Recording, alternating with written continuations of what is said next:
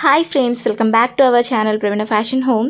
ఈరోజు వీడియోలో నేను ఒక బ్యూటిఫుల్ ఐటమ్ అనేది మీకు చూపించబోతున్నానండి. తినబోతూ రుచి ఎందుకు, ఇప్పుడే కనుక ఐటమ్ ఏంటి అనేది చెప్పేశాను అనుకోండి, ఎక్సైట్మెంట్ అయితే ఏమీ ఉండదు. సో వీడియో అయితే వాచ్ చేసేయండి. ఇది కనుక మీకు నచ్చినట్లయితే ప్లీజ్ ప్లీజ్ ప్లీజ్ లైక్ చేయండి, ఓకేనా? మీరు లైక్ చేయడం వల్ల నాకు చాలా హెల్ప్ చేసిన వాళ్ళు అవుతారు.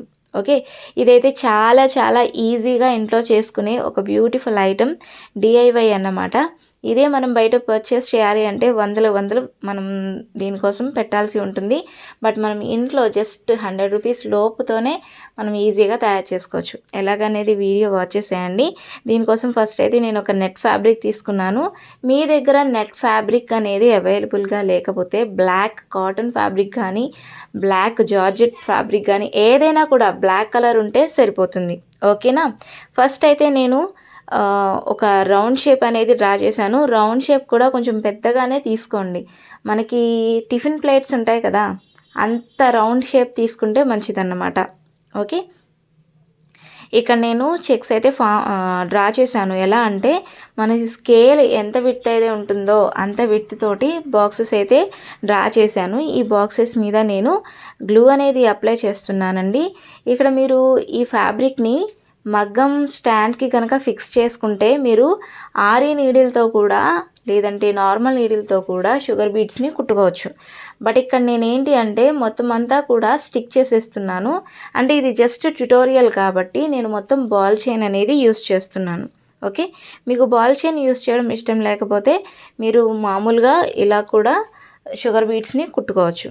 ఓకే, ఎక్కడైతే మనం గీతలు లైన్స్ గీసామో అక్కడ నేను ఈ బాల్ చైన్ అయితే స్టిక్ చేశాను. ఇప్పుడు ఈ లైన్స్ టచ్ అయిన చోట కార్నర్స్ దగ్గర నేను 4 కార్నర్స్ ఉన్నాయి కదా, ఆ కార్నర్స్ దగ్గర గ్లూ అనేది అప్లై చేశాను. లైన్స్ లాగా అప్లై చేసి ఇక్కడ నేను గ్రీన్ కలర్లో ఉండే లీఫ్ షేప్ కుందన్స్ తీసుకున్నానండి. ఒక 4 కార్నర్స్ దగ్గర, అంటే 4 పెటల్ ఫ్లవర్ ఫామ్ అవుతుంది. ఒక చోట ఏమో గ్రీన్ కలర్ స్టిక్ చేస్తున్నాను. ఇది మరీ కార్నర్ దగ్గరికి కాకుండా కొంచెం గ్యాప్తో మనం ఈ కుందన్స్ అనేవి స్టిక్ చేయాలి. అండ్ నెక్స్ట్ నేను పింక్ కలర్ కూడా తీసుకున్నాను. అంటే ఒక లైన్ మీద వచ్చేవి ఒకటి గ్రీన్, ఒకటి పింక్, అలాగా ఆల్టర్నేట్ కలర్స్లో మనం ఇవి ఫామ్ చేసుకోవాల్సి ఉంటుంది. ఇలా మొత్తం అన్నీ కూడా కంప్లీట్ చేసి చూపిస్తానండి. సో ఇక్కడైతే కంప్లీట్ అయిపోయింది, చూసారా? ఇక్కడ మనం గ్లూ అనేది కొంచెం ఎక్కువ అప్లై చేసినా ప్రాబ్లం లేదు. గ్లూ అనేది డ్రై అయిన తర్వాత ట్రాన్స్పరెంట్గా అయిపోతుంది కాబట్టి మనకి ఏమీ ఆక్వర్డ్గా కనిపించదు, ఓకేనా? అండ్ ఇప్పుడు ఈ కుందన్ చుట్టూరా కూడా గ్లూ అనేది అప్లై చేసి బాల్ చైన్ని చిన్న చిన్న పీసెస్ కింద కట్ చేసుకుని స్టిక్ చేసుకోవాలి. ఒకవైపు అయితే 8 బీడ్స్ వచ్చేటట్టు, ఒకవైపు అయితే 7 బీడ్స్ వచ్చేటట్టు మనం బాల్ చైన్ని కట్ చేసి పెట్టుకుంటే కనుక పర్ఫెక్ట్ లీఫ్ షేప్లో మనకి కుందన్ అనేది ఫామ్ అయిపోతుంది అనమాట. ఇలాగా కుందన్ చుట్టూరా బాల్ చైన్ స్టిక్ చేయడం వల్ల కుందన్ అనేది బాగా ఎలివేట్ అవుతుంది, నీట్ లుక్ అనేది వస్తుంది. సో నేనైతే మొత్తం కంప్లీట్ చేశాను, చూసారా ఎంత బాగుందో. అండ్ ఇప్పుడు ఈ బాక్సెస్ మధ్యలో గ్లూ అనేది అప్లై చేస్తున్నాను. ఇక్కడ కూడా గ్లూ అనేది కొంచెం ఎక్కువగానే పెట్టుకోండి, ఓకేనా? గ్లూ అప్లై చేసి ఇక్కడ నేను స్క్వేర్ షేప్లో ఉండే క్లిప్ స్టోన్స్ తీసుకున్నాను, వాటిని ఇక్కడ స్టిక్ చేసేస్తున్నాను, ఓకేనా? కావాలంటే వీటి చుట్టూరా కూడా మనం బాల్ చైన్ని స్టిక్ చేసుకోవచ్చు. బట్ ఇక్కడ నేను ఏం చేయట్లేదు, ఎందుకంటే ఆల్రెడీ ఫ్రేమ్ ఉంది కాబట్టి నీట్గానే కనిపిస్తుంది. ఇక ఎక్స్ట్రాగా మనం ఏం పెట్టనవసరం లేదు. సో ఇవి అలా స్టిక్ చేసి వదిలేస్తాను. ఇవన్నీ కూడా డ్రై అయిపోవాలండి బాగాను, ఓకేనా? అండ్ నెక్స్ట్ ఇక్కడ మనకి లైన్స్ అనేవి డ్రా చేసాం కదా, అంటే ఫ్లవర్స్ మధ్యలో లైన్స్ అలా ఫ్రీగా ఉండిపోయింది. సో ఇక్కడ నేను ఏం చేస్తున్నా అంటే ఒక 2 లైన్స్ అనేవి క్రాస్గా పెట్టుకున్నాను. యాక్చువల్గా మీరు కుట్టుకునే పళ్ళమైతే కనుక మీరు ఇక్కడ బీడ్స్ని కుట్టేసుకోండి. బట్ ఇక్కడ నేను అంతా కూడా ట్యుటోరియల్ కాబట్టి మొత్తం అంటించే చూపిస్తున్నాను కాబట్టి ఈ బీడ్స్ కూడా అంటించేస్తున్నాను, ఓకేనా? ఇక్కడ నేను డ్రాప్ షేప్లో ఉండే బీడ్స్ తీసుకున్నాను, గోల్డ్వి, అంటే యాంటిక్వి. వాటిని క్రాస్గా స్టిక్ చేసేస్తున్నాను.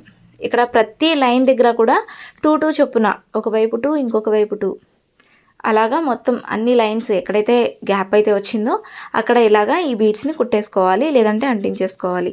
నేను మొత్తం స్టిక్ చేశాను. ఇదంతా కూడా డ్రై అయిపోవాలండి. డ్రై అయిన తర్వాత మీకు చూపిస్తాను. ఓవరాల్గా అయితే లుక్ ఇలా ఉంటుంది. మొత్తం రౌండ్ షేప్ అంతా చూసారా ఎంత బాగా ఫిల్ అయిపోయిందో. నాకైతే చాలా చాలా చాలా నచ్చేసింది. మీకు ఎలా అనిపించిందో నాకు కామెంట్ సెక్షన్లో కామెంట్ పెట్టండి, ఓకేనా. మీకు ఇప్పటికీ చాలా వరకు ఐడియా వచ్చి ఉండొచ్చు ఇదేంటి అనేది. సో వాచ్ చేసేయండి.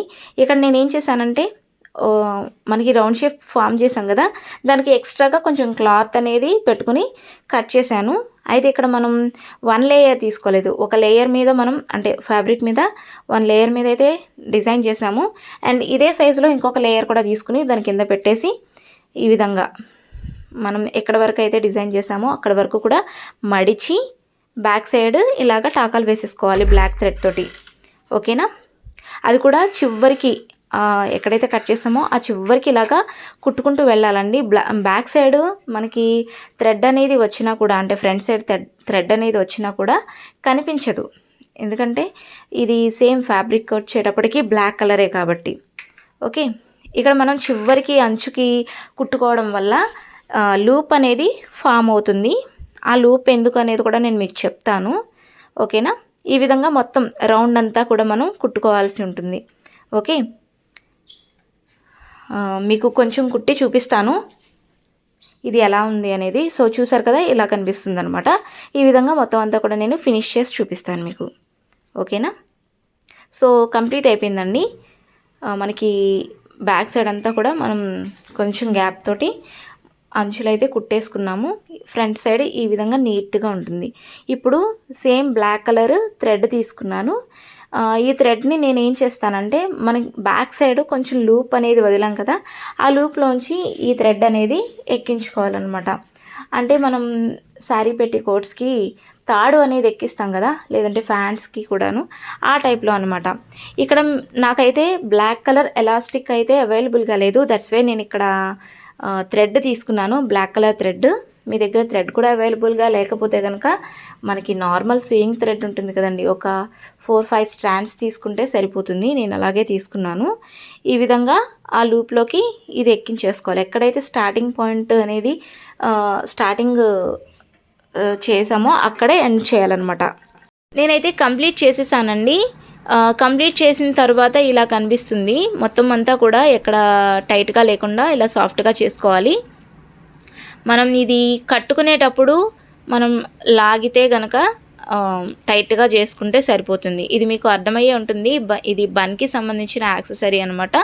పెట్టుకుంటే బ్యాక్ సైడ్ ఇలా లుక్ అయితే వచ్చేస్తుంది. సో చూస్తున్నారు ఎంత బాగుందో, నాకైతే చాలా నచ్చింది.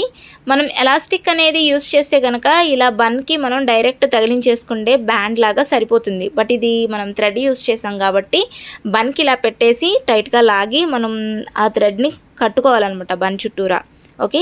సో ఇది ఫ్రెండ్స్ ఈరోజు వీడియో.